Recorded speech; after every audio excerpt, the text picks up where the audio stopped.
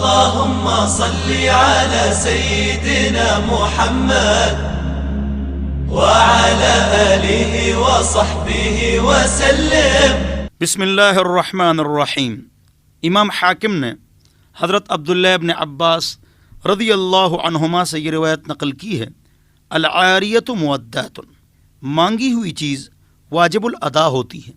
آپ جس سے کوئی چیز مانگیں وہ چیز صحیح حالت میں واپس کریں۔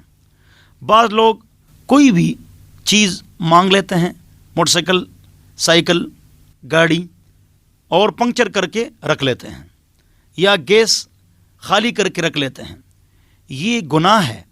حضور اکرم صلی اللہ علیہ وسلم کا ارشاد ہے کہ جس سے کوئی چیز لے لو صحیح سالم اس کو واپس کرو، ورنہ یہ امانت میں خیانت ہے۔